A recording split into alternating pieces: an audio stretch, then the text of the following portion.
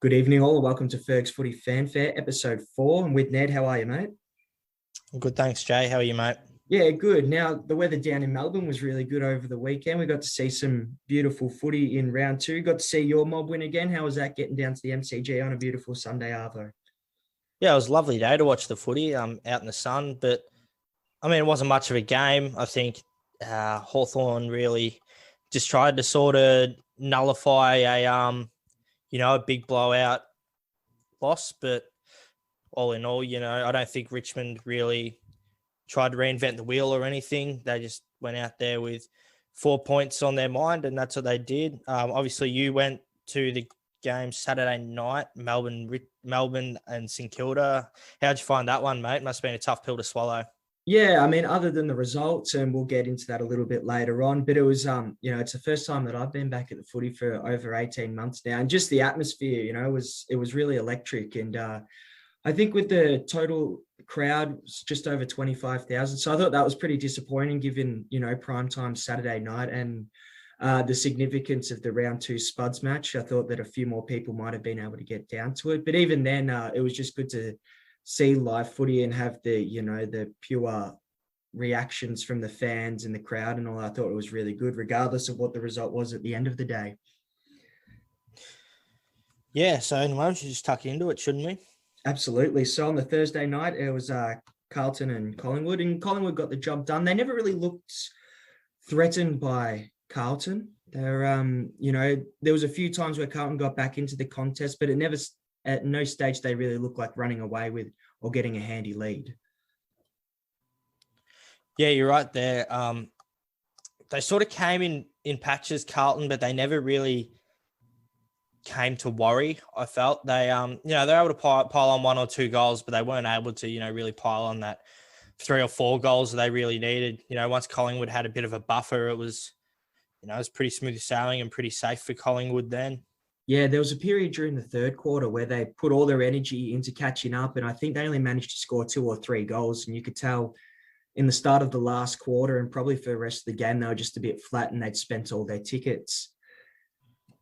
So as we did in round 1, we're going to go over our player of the game, best on ground, and we're going to start to see a bit of a leaderboard develop once we hit the end of this round, and we'll see whether that continues throughout the year. So, Ned, who was your best on ground?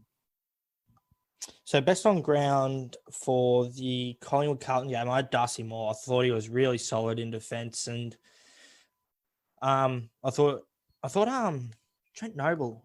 Was it Trent Noble? I think he played really well as well. But I thought that Collingwood defence held up really well. I don't think they were really heavily under siege, but they just really kept the ship really steady, in my opinion. Yeah, I think that Darcy Moore's a fair shout for best on ground, but it's crazy. Someone that looked so comfortable in the back line and looked like he was dominating so much, still got 4 goals kicked on him. Do you reckon that's a small cause for concern, or would you just still give him the green light to do whatever he does?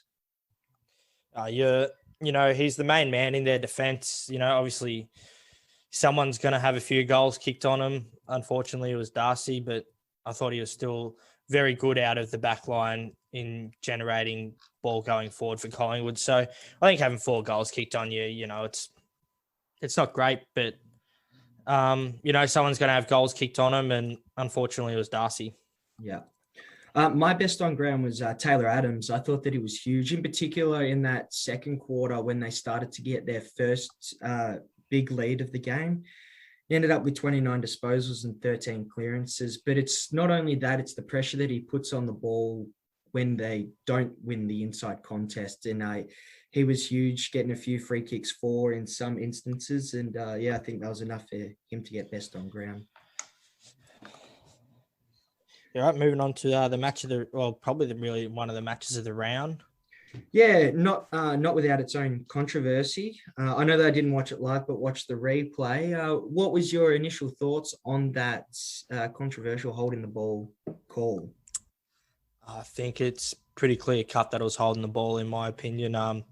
Regardless if he had prior or not, he still didn't dispose of the ball properly. And I think if I was a Brisbane fan, I'd be pretty shattered because I think they had every right to a free kick there. And obviously there was a passage about a minute beforehand where think it was the same player that laid the tackle, got done holding the ball on a pretty stiff decision, saying that he dragged it in, but he gained possession and got wrapped up, and he didn't make a genuine attempt as such, but yeah, they still gave him holding the ball. So, I don't mind.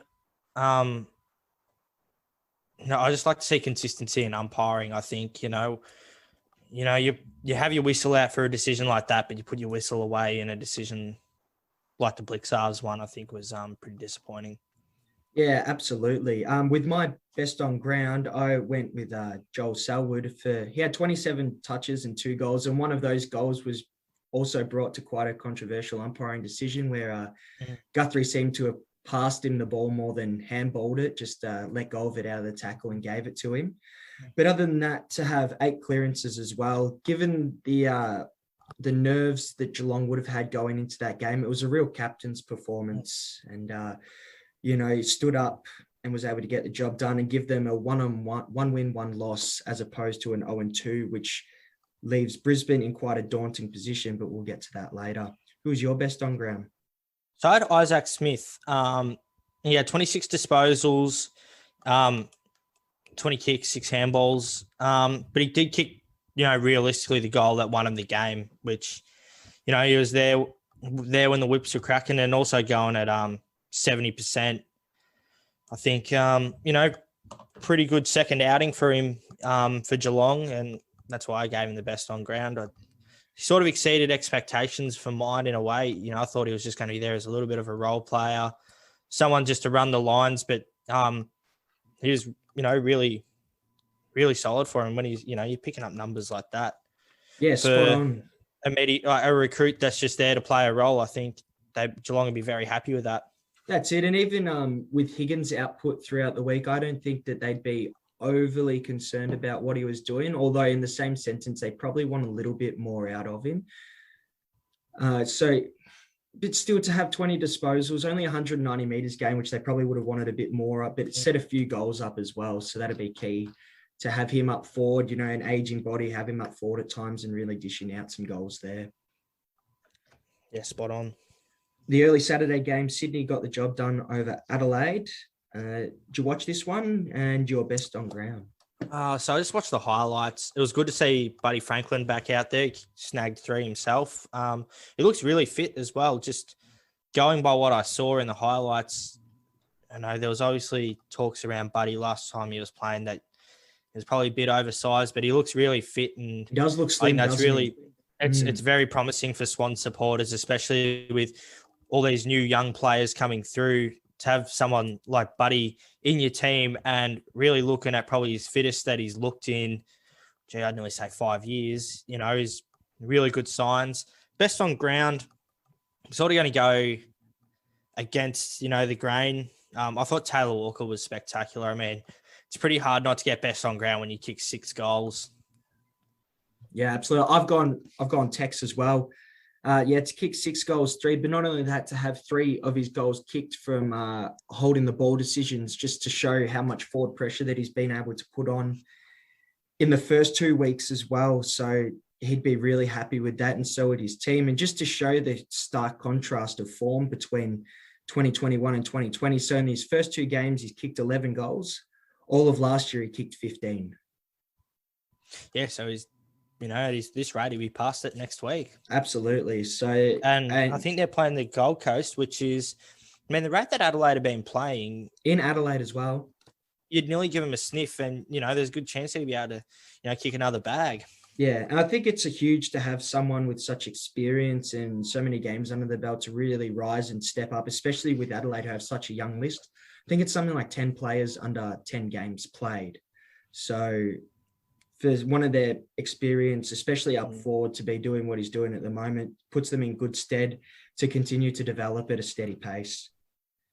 Well, he's captain of a team that obviously went to a grand final and a team that won the minor premiership. So he's a very capable player.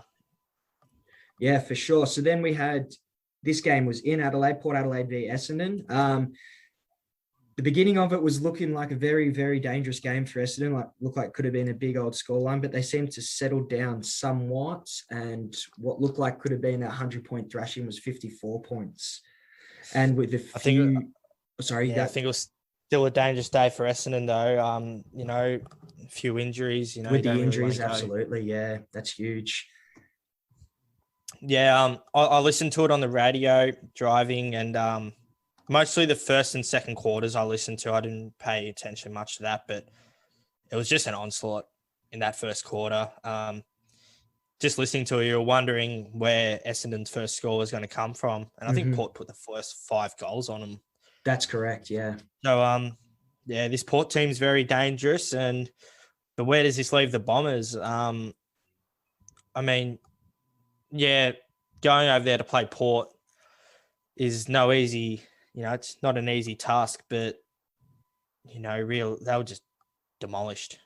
That's it. And they're losing their number one ruckman in Draper and two of their, well, an up and coming midfield in Caldwell, and they put a fair price on Shield. So to have them missing, it's going to be huge.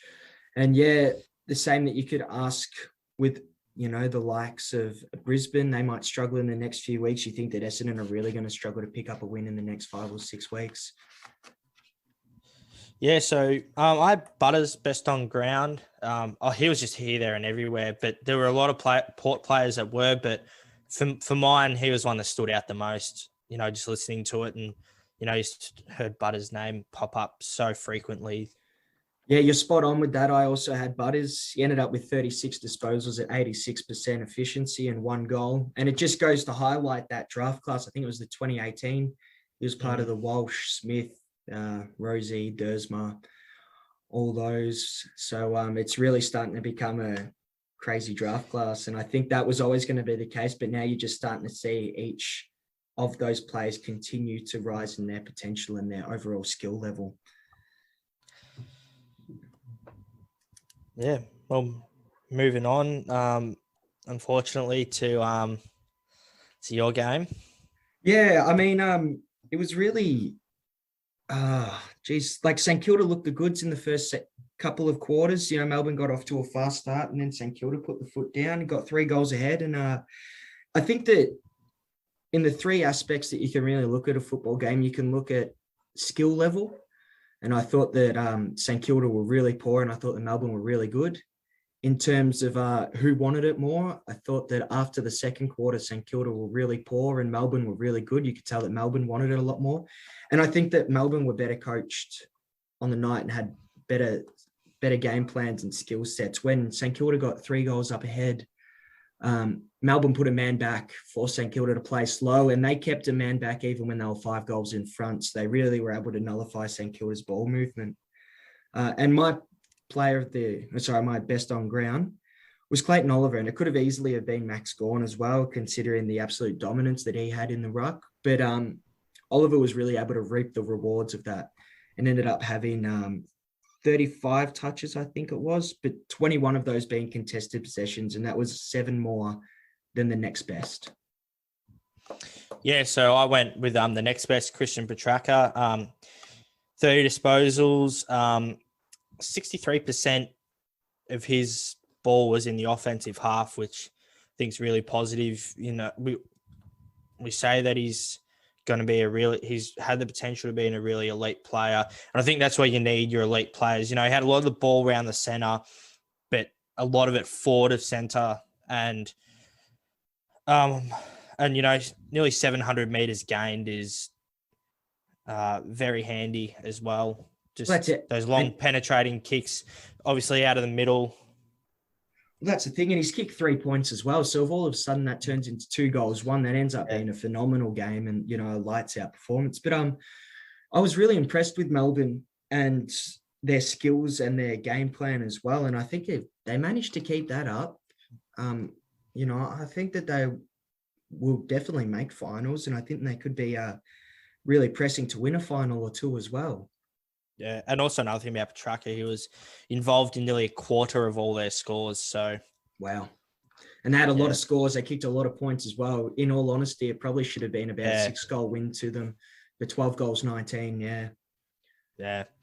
Then there was the Saturday night game with Gold Coast North Melbourne. Quite an easy win for Gold Coast here. I'm not too sure if any of us were expecting otherwise. But, a lot of their younger guns stood up throughout of this.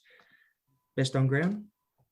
I had Noah Anderson. I'm trying to remember why I had him best on ground, and I reckon it was um, based on his score involvements. Yeah, so he had 10 score involvements and also was kicking at 80% to complement his 35 disposals, and also 13 of them being contested. So, we talk about Raul being really good, but this guy is also going to be a very good player as well. And we saw glimpses of it last year. He's just always somehow able to find the ball. I think he's going to be, a very good player off halfback for the future for the Gold Coast. Yeah, he flies a little bit under the radar, obviously being in the same draft class as Matty Rowell, but I've heard on numerous occasions that he doesn't mind that at all. And if he keeps churning out performances like that, then you'd leave him to his own devices and just however he prepares and however he gets psyched for it, he just may as well let him go. That's it.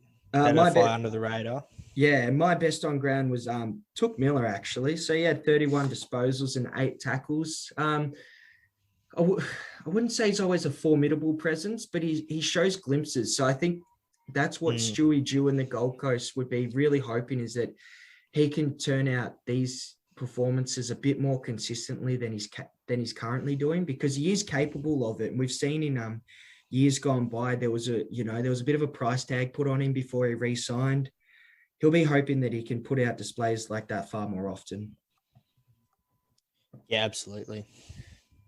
Had Hawthorn and Richmond on the Sunday afternoon, sorry. I know that you get a bit bloody antsy with calls like that, so I'll make sure to keep them correct. It was early afternoon. Arvo, mate. Yeah, early Arvo, I've got that. I don't think there's too many eyebrows raised at this one, but your player of the game? Yeah, I was at the game watching it. I was actually really stuck between 3 players for best on, just watching on their impact on the game. So I'll go. So I thought Nathan Broad was very good in defense. He was very good one-on-one. And he was just good at being able to hold his opponent back and not allow his opponent any space to create any forward penetration up at half back. I'll just interject for a second. So do you think that there's a possibility that this game will bring Nathan Broad's first career Brownlow votes? Has he not had a Brownlow vote? No. Is he a double premiership or triple? He's a triple, and he's also had Norm Smith votes as well. Oh, really?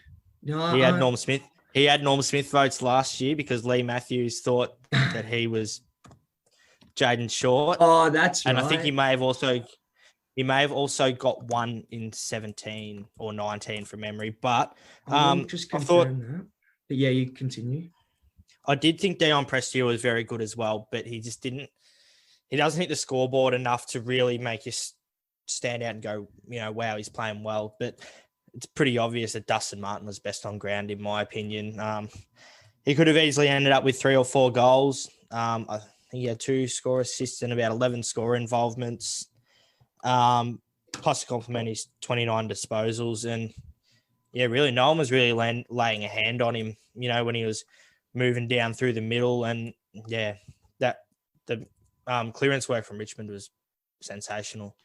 Yeah, so just to confirm, Nathan Broad has had 0 Brownlow votes in his career. So there we go. Might give rise to his first one coming off of that performance. I also went with Dustin Martin for best on ground, but I decided to highlight a few other statistics. And I'm not sure whether they just raise little flags for Hawthorn or whether it just goes to show the nature of Richmond and how competitive they are in their defense. So Hawthorn throughout the game had 33 more disposals, but coming off of that, they had 13 less inside 50s. So there obviously seems to be a breakup. They're too scared to move the ball at a quicker pace and try and penetrate through the Richmond defense. And that, I would assume that is just Richmond being such a solid defensive unit. Did you see that a lot out there? They were struggling to break through?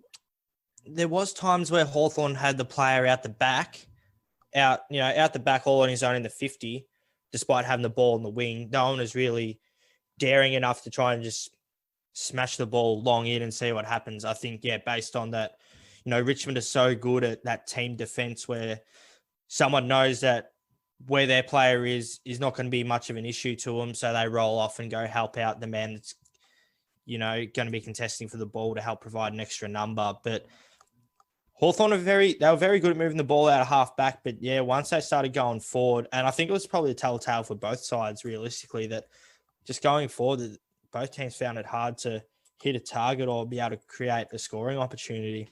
Yeah, right. Well, so we go on to now. I think that this was the match of the round. This was an awesome encounter between the Doggies and West Coast.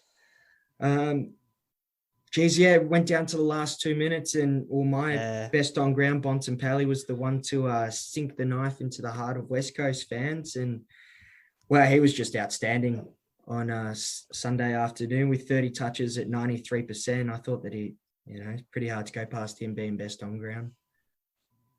Yeah, to complement that with 3 goals as well. I also had him as best on ground. I thought Nick Tatanui was really good as well. He was able to provide that West Coast midfield with a lot of first use throughout that third quarter when they really amped it up. And yeah, Tatanui was the one to be able to provide them with the ball to feed their forwards, and their tools had a day out as well. Kennedy ended up with 4, I think, and Darling had a couple, and I think Allen had a couple as well. So it's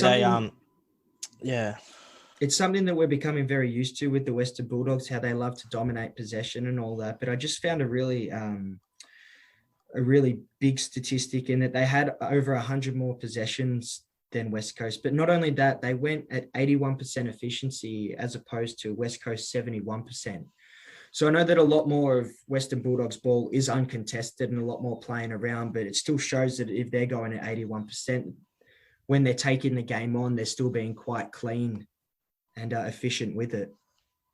Well, we know West Coast are that sort of real, they're really on to controlling the ball as well. Uncontested marks and also contested marks because they're a very tall side as well. So I think if you're able to, be cleaner with the ball than West Coast, you're probably going to beat them 99% of the time as well. Yeah, absolutely. We go to the Sunday twilight game over in WA, where Freo was victorious over GWS and never looked like losing, and GWS never looked like challenging. I was really, I was shocked by the performances and the results. Yeah, I didn't think Freo did anything really crazy. I didn't think they were fantastic, but there was just no fight from GWS. And that Fremantle midfield was really good. And you can just see the young players they have coming through, like Brayshaw and Schultz and Chera and Swiskowski. They're going to be a very good team, I reckon, in, probably 2 or 3 years. You got some experienced heads around him as well. Obviously, Mundy will probably be gone soon, but he's been around the rock a few times. And, you've obviously got probably arguably the best player in the league in Nat Fyfe in that midfield. Well, just what you said, based on that midfield, and they're starting to become really promising. Some game statistics showed that they were +9 in clearances and a whopping +32 in contested possessions. So, and this Giants team, they're still a very handy team on paper, and they were just outclassed by this Freo side, who I don't think we expect anything big out of them. I think we expected more out of GWS this year than what we do out of Fremantle, but yeah. Well, coming off of that, do you think that it's already alarm bells for Leon Cameron, or are you willing? Would you be? And not to say that it's set in stone what's going to happen, that he'll be, he won't get an extension of his contract for any furthermore. But do you think this really puts him in a dangerous position? I reckon they finish outside of the 10 this year. I think there will be a few words risen. I think.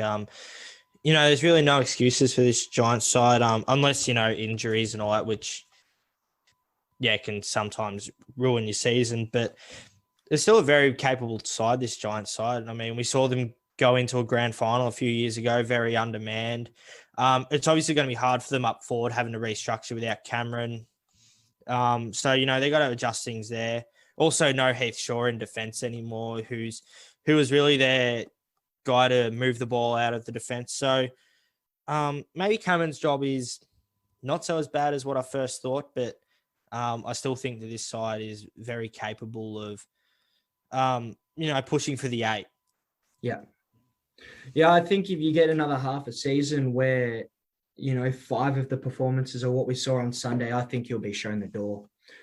I think that they'd be expecting much more from a side like that. And I reckon there's a vast majority of the football public that would expect them to be more competitive than they were on Sunday. So just a quick update on our tipping. We both, once again, didn't do overly successful. I got 6 and you got 5. So I've got a nice little 2-point buffer heading into the end of round 2. I went a few upsets, but what was the one different? I think you picked West Coast, which was fair enough, and they really brought it to the doggies. Did you go West Coast? I reckon I went the Giants as well. Oh yeah, no, I went the Giants. You went West Coast, yeah. Yeah. No, I thought the West Coast was a real logical decision. I thought, like what I said previous episode, that Marvel, you're not going to get any rain or anything, and there's not much of a breeze through there, so. There's no excuses for West Coast not to be able to play that real good controlling of the ball kick mark that they love to play, which I actually thought that at 3/4 time I was sitting on I thought I was a bloody genius, mate. I thought, yes, look at this. Absolutely. Yeah. Have a look at this.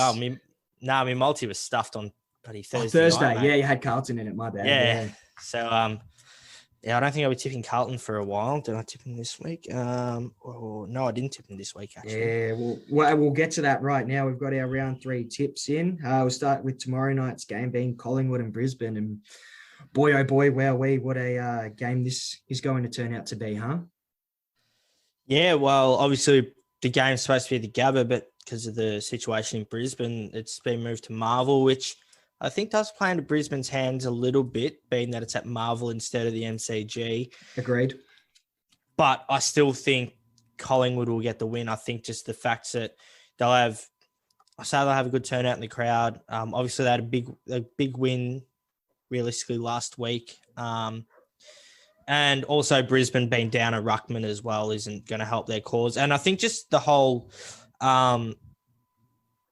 mental thing maybe in Brisbane just may not be fully there. The fact that they're still going to be in Victoria for another 2 weeks, I think they'll just, put a bit of a mental thing on it for me. Yeah, well, I think that it's going to be huge with Oscar McInerney out. It leaves them with no, fortified ruckman that's been solidified. And if you're looking back now at the decision to trade Stephen Martin, you'd probably say, why the hell were you guys doing that? So, and Brodie Grundy played exceptionally well last week. I thought that he was probably in Collingwood's top 5 performers. So this will give him a real chance to have a field day. Although in saying that, I'm going to go Brisbane. But the only reason I'm going that is because I think there's going to be a real sense inside their camp that they're 0-2. They've got, who did they have? They've got Collingwood this week, and then next week they've got the Dogs in Ballarat. They could be staring down the barrel of 0-4, and then I'm not sure teams. So even if they lose, so say if Brisbane lose this week, would you write out finals? I'd definitely rule out top 4. I think it'd be very hard to go top 4 after losing, your first 3. I think if they lose in round 3 and they lose in round 4 against the Western Bulldogs, I think they're more likely not to make finals than they are to make finals. Yeah, I think so as well. Yeah. I think I haven't seen who they've got also as well. So they'll be back up in Brisbane round 5, I assume. So they got Essendon, which, I think so. You nearly pencil that in as a win round 5. Yeah. And then round 6, we've also got, they've got Carlton at Marvel, which depending on how Carlton go injury-wise, I still think they – so I reckon even if they go 0-4 and they're able to peg it back at 2-4, it's probably not real panic stations. I think they'll still think that they're going to fight to make the 8. But, yeah, makes life pretty difficult, doesn't it? Yeah, they wouldn't have been thinking that a couple of months ago with their opening 4 fixtures. There's no chance. Unfortunately, realistically, they probably should be 1-1, unfortunately. Well, yes. Yeah, that's it. I guess that's just the way of footy, lots of ifs. So I don't think we can be putting them under the chopping board. I think they lose this week. That's when we really start putting them under the chopping board because, what does Chris Fagan say to them after Friday night? You can't say anything because... Well, the effort was there, wasn't it? Oh yeah, Maybe just absolutely. the first quarter, 5-2. Yeah, but what do you say? Yeah, I don't know. Uh, Moving on anyway. the Good Friday clash got North Melbourne against the Western Bulldogs. North Melbourne expected to get Ben Cunnington back, but I have a feeling that they might have to change the rating on this for televised audience because it could get pretty nasty. Yeah, obviously two powerhouses of the AFL coming together. Yeah, I don't think we're gonna be seeing anything special from North Melbourne. I think the way the Dogs have looked the last few weeks, I think they'll get home, and I think if I was putting a bet on, I'd be putting Bulldogs by 40 plus. Well, speaking of a bet, Ned, I know that you're keen on one. So my real pick of the week, and you're going to love this one, it's Jack McRae to get over 20 possessions. Sportsbet's got him at $1.005. So make sure you go big on that one, mate. Yeah, I actually did see that on Facebook about the players getting 20 plus, and I think the first 6 Bulldogs players I think were less than $1.10 or $1.20 It's to rack just the up way 20 they posies. play, and I think that they're going to carve North Melbourne up pretty easy. So I think that Cunnington, if anyone at that club was able to stem the flow, it would be Cunnington. But I think that the task is far too monumental for just one person. It's 1 against 6, though. That's the thing. That's it. Adelaide Gold Coast. Now, this, as we were saying before, could be a very interesting affair. Yeah, I think so, but I still think going on form, I'd probably still have to go to the Gold Coast. I think, they looked very good over in the West against West Coast, and I mean they dismantled North Melbourne, but I think just the way that Adelaide have those real lapses, I don't think we really see that as much with Gold Coast. So if Gold Coast play their cards right and are able to capitalize on Adelaide's lapses, I think they'll come away with the win. Yeah, you're spot on. Against the Swans last week, we saw Adelaide in one quarter going from being 6 points down to 40 points down. So that's just the hallmark of an inexperienced squad. I think that Gold Coast are probably just a little bit more developed, and I'd expect them to get the job done as well. I'm tipping them. Now, Richmond, Sydney, MCG. Oh, yep, Saturday Arvo. This game's going to be a lot bigger than what we probably would have premeditated about 3 weeks ago. Sydney coming out, very young team full of spunk. And but yeah, they've had 2 good wins. They get to put themselves against the measuring stick. Speaking about measuring sticks, they're pretty used to playing on small fields. How do you reckon they're going to go with the big fields such as the MCG? I think the Tigs love the MCG, mate. I'm going to go Richmond. I think Richmond will somehow find a way to nullify Sydney's strength in playing fast. We say that Richmond are really good at being able to control the ball when need be. And I think, but yeah, it will depend on how Sydney go. I think if Sydney are able to get their speed and all that going, like what we've seen through their young players. But one lineup that I'm really excited for, and it's like the old Rance and Franklin. Well, we've got the new Rance in Noah Bolter against Franklin, and Noah Bolter yesterday just signed a 2-year extension. Oh, there you go. Which is fantastic because I think he's a very good defender, and I think this is going to be really good. I think Bolter's a lot more athletic than Rance, so I think he was able just to run Franklin around. Might make life hard for him. Well, it'll be interesting to see because obviously they've got McDonald up in the forward line as well. Do you expect Rance to go to Franklin, and would it change if you start seeing Franklin go up the ground a bit more? Would you expect Bolter to follow him or to stay back? I think you just nearly play Bolter on him. Bolter will, Bolter's a very athletic man, so he'll be able to go up and down the ground. I think Asprey might get the job on McDonald, maybe Grimes, depending on who, and then either, it still leaves Asprey or Grimes to be able to peel off their man and help out. Yeah, I've also gone Richmond with this one. I think, it's very hard to tip against Richmond, let alone when they're playing at home and in the current, form of getting the job done that they're in at the moment. Saturday twilight, we've got Essendon against St Kilda at Marvel Stadium. What are your thoughts on this one?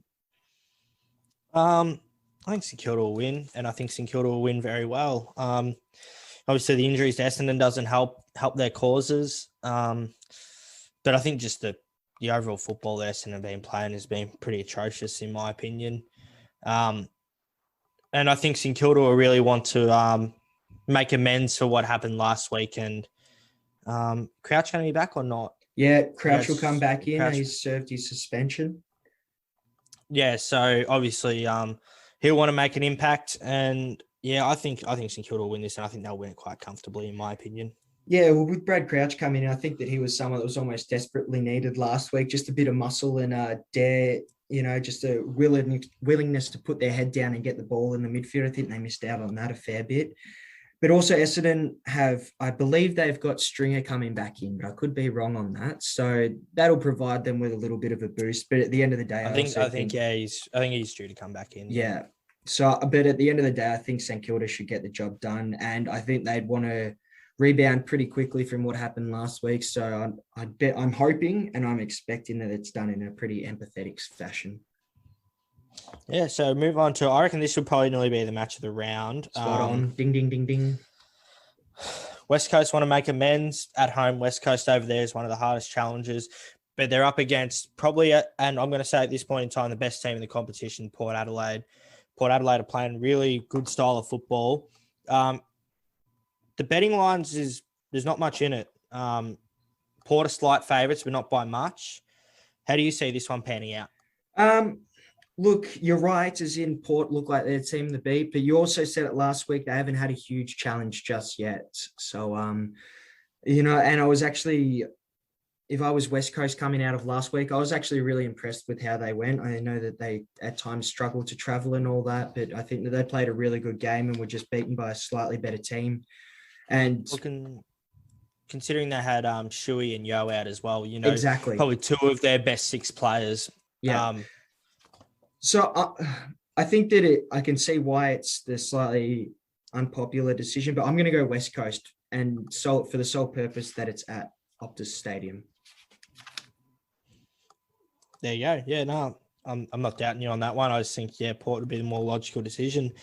Then we move on. So you're tipping Port?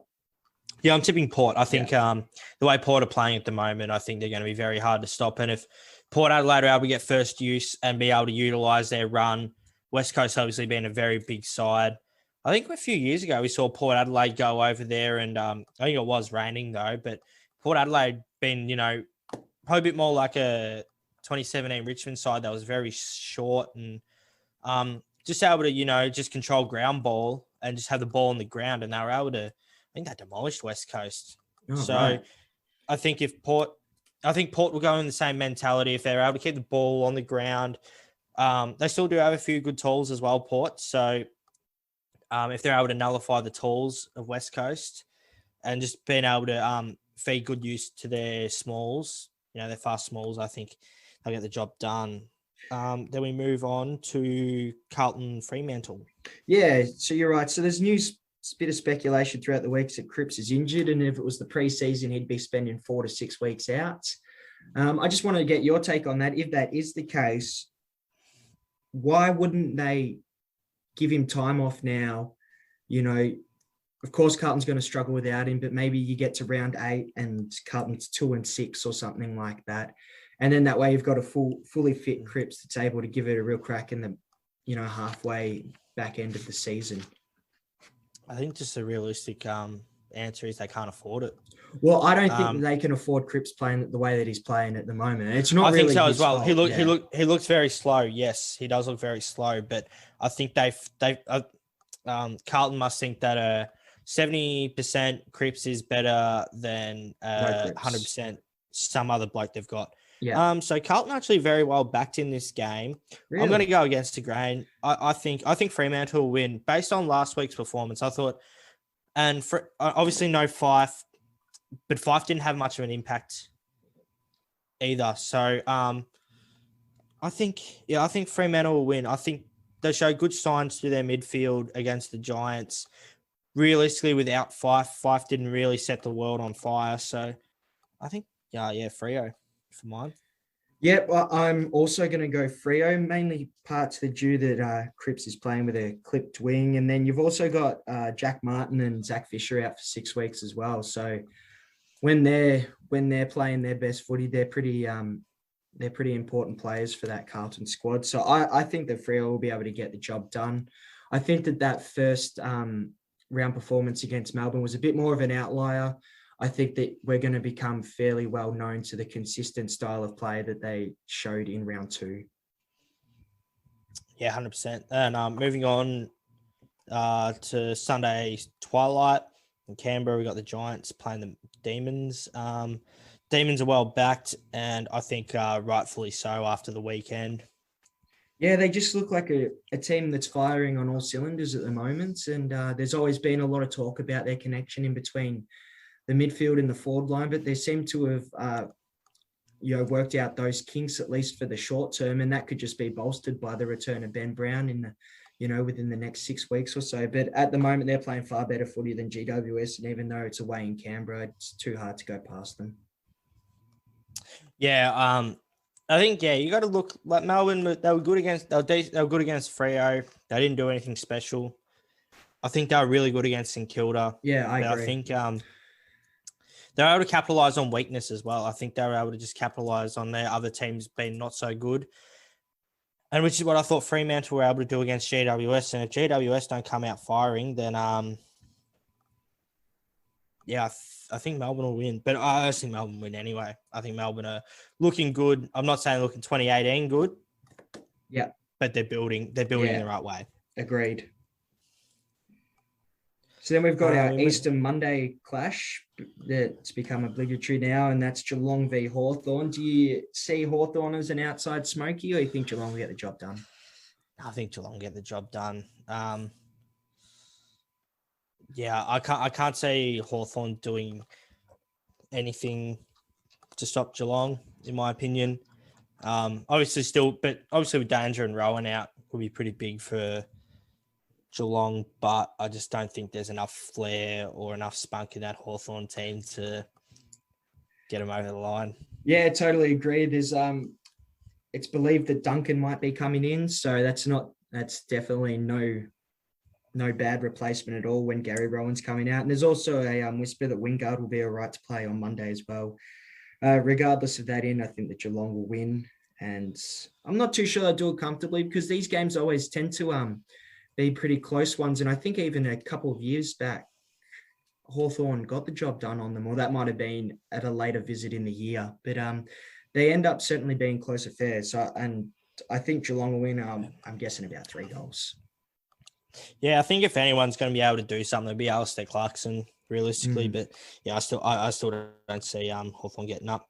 Just a late note. So we're talking about last Sunday's game, Richmond Hawthorn. Bit of Ned's nuggets of knowledge. I know I sent this to you earlier in the week. Yep.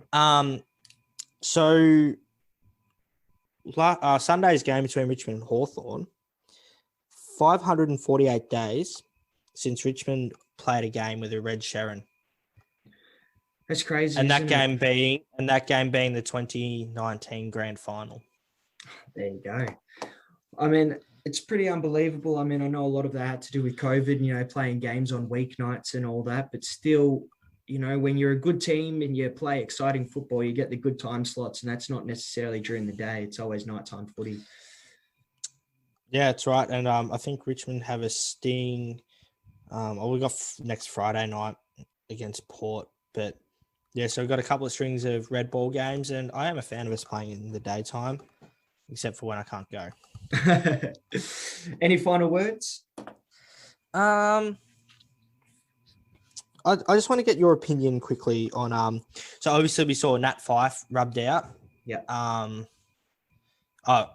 Due to concussion. So he'll be out for at least this week. We don't know how he's looking to front up the next week. Yep.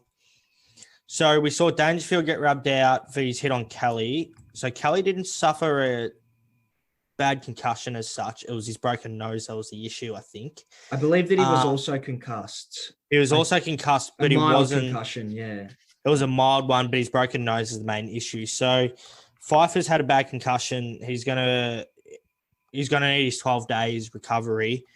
So Dangerfield copped 3 weeks for his, and Breed copped 2 weeks for his. How do you sit on that? Are you all cool with that? Yeah, I think I'm pretty I feel like I'm pretty similar with you, and I wouldn't feel too out of place speaking for the both of us. But I think that the Dangerfield decision was probably a tad too harsh, and and set a bit more of as a deterrence amongst players in the AFL community. Whereas I think that the 2 weeks for Reed is as an acceptable punishment ban. Yeah. Yeah, I see the Reed one very just, but yeah, like what you said, I think the Dangerfield one was what the AFL were hoping. Well, I'm not saying hoping for, but it was an incident where they were going to be able to put a stamp on and say, you do this, you're going to cop a harsh penalty. So, despite I reckon Dangerfield probably only deserved 2 weeks at worst for his hit, I think they had to come out and make a statement. And say, if you're going to make contact to the head, you're going to pay a big price. Well, just also in saying that, you go. In saying that with the concussion sub rule. So obviously the AFL brought that in at, as Luke Beveridge said, at the 11th hour. I've actually just heard this morning that the National Rugby League will also be bringing in a concussion sub. Oh, right. So an 18th player will be available if someone is ruled out of a game due to concussion, but concussion only, I believe. Yes, well, I did hear that since the medical sub was implemented, it had been implemented 16 times before Nat Fyfe was put on, and Nat Fyfe was the first person ruled out of a game due to a concussion. All the other ones had been through an injury other than concussion. How do you see this? Should it just be a medical sub and not be a concussion sub? Or should you just be allowed to have an extra player on the bench? I think you should just be able to have an extra player on the bench. And with the limited rotations, I think that it will still be a battle of fitness and longevity anyway. I still think so. And I think maybe being biased as a Richmond fan that, Richmond are very well known for having good depth. So I think we know that, a lot of rules are put in to help the game be more competitive. But I think there has to be something that also sort of incentivizes the teams that are able to develop, a strong list and, bat very deep. I think it's a really good thing. And also the fact of the matter is that you look at last year's grand final. So obviously if Lawson goes out very early in the game, you still got 4 rotations. Obviously Ablett goes out, still plays on. And then you had, who went out? Was it Constable? The concussion? I'm trying to remember. Late in the second quarter. It wouldn't have been Constable. I know it was. No, was it Buse? Buse, yeah. So at least at that stage, Geelong still had 3.5 men, realistically. Yeah. So it's not a big toll. So not running around with 2 on the bench. I think it just makes it a bit better. It just changes the dynamic. I mean, given any other game other than a grand final, if Ablett had done his shoulder, he would have called, he would have been out for the rest of the game. And, Geelong still would have had 4 players on the bench. And, if Vlosten's out early, they've still got 4 players on the bench. And then the Buse thing, but they've still got 3 players on the bench. That's right, yeah. And, they still got healthy rotation. Exactly. You can't be making a rule saying, every emergency can play in case there's 3 freak incidents and 3 injuries. So you had to draw the line somewhere. I think that they were probably too generous in affording it a medical substitute. I think they should have just had an extra person on the bench. See, I've always thought that I'd be happy with 6 people on the bench, just for the fact that you're able to pick another ruckman and you're able to pick an extra player for each line and also plus another player. That's right. And I don't think that the debate of attrition really comes into it that much because you've still got the limited rotations. That's right. You've still got to work around that. And 75 seems to be a really evenly poised number where players towards the end of the game start getting tired. So regardless whether you got 4 subs or 6, you can only do so much. You don't see a team finish the game only having 65 subs. They use them all. But I think with having 6 players on the bench as well will also sort of incentivize probably longer stints for players on the ground because obviously more fresh players means, you can't make them more frequent substitutions, but, it at least allows, it allows teams to be able to have people more fresh for later on in the game as well. Yeah. I think, as well. Yeah, no, excellent analysis, Ned. I agree entirely. We'll have to put it up to the fans to see what they think. But unless you've got anything else, I think we're all good. No, I'm all good, mate. Be- All done. Beautiful. Well, thanks again to everyone for listening and staying in touch. We'll upload our tips again and also the leaderboard that we've got going for our best on ground. So until next time, Ned, I'll see you later, mate. Yeah, see you soon, Jay.